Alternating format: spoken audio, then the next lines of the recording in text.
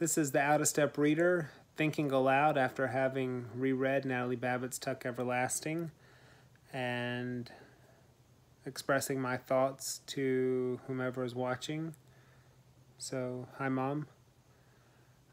This text is interesting. I read this text 21 years ago as a 5th grade student in my English class. And coincidentally, I'm a 5th grade English teacher, have been for the last 2 years, and I plan on doing it for at least one more year.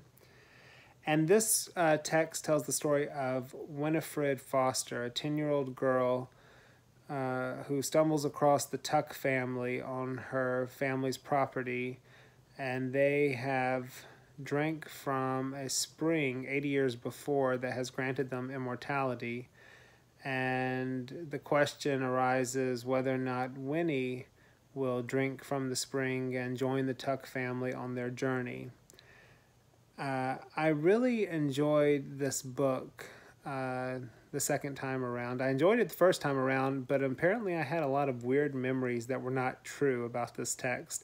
I thought this text was a couple hundred pages. In fact, it's only like 130.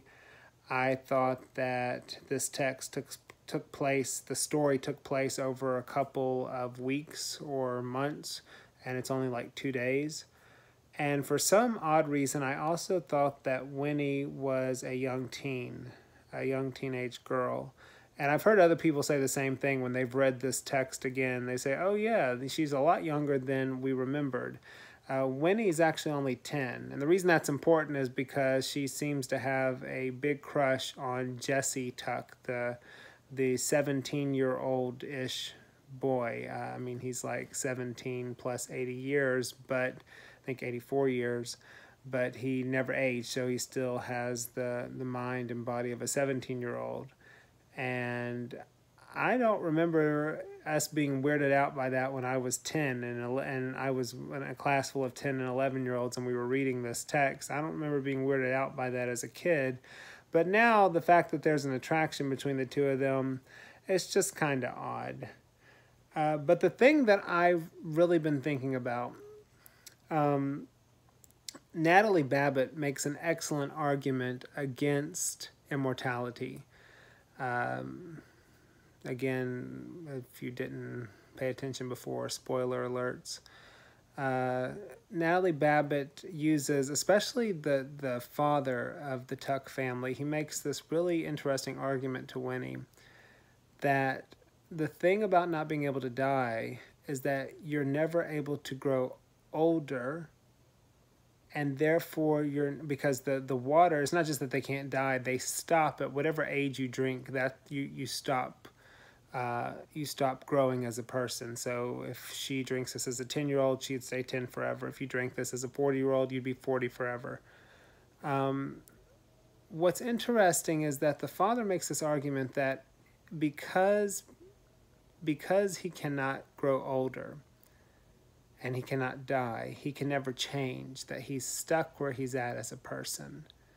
And that's a really interesting argument. And Winnie, spoiler alert, spoiler alert, spoiler alert, in case you're still watching and you don't want to have the ending revealed, Winnie chooses not to drink from the water, from the spring that will grant her immortality.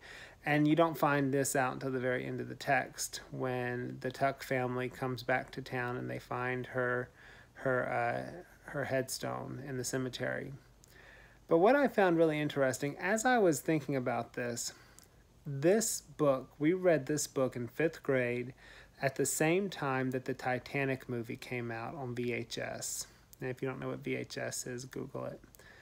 And I remember, I don't know when is the last time I watched the Titanic movie, but I remember that the whole idea of Rose is this pampered girl who falls in love with Jack and he dies and she goes on to live this very exciting life. There are all these pictures of her living this very exciting life.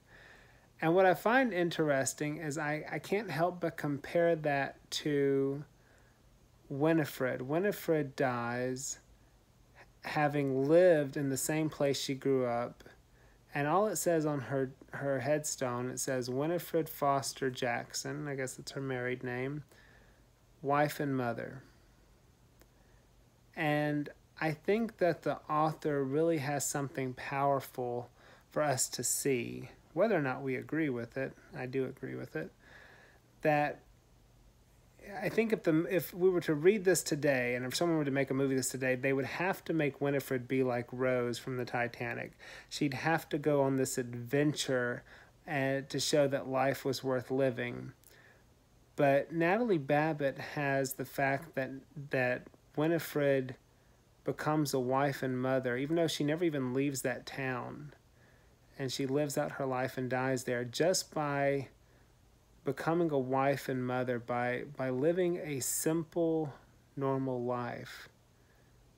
She somehow grasped the meaning of it all more than the Tucks will ever know. And I just think that that's something really interesting to think about, that life, the mystery of life, and therefore of death, is played out in ever simplicity. Not by the exotic, not by going around the world and exploring and going on these adventures, but the everyday adventure of just being married and having kids. That is something sacred and holy and worth preserving.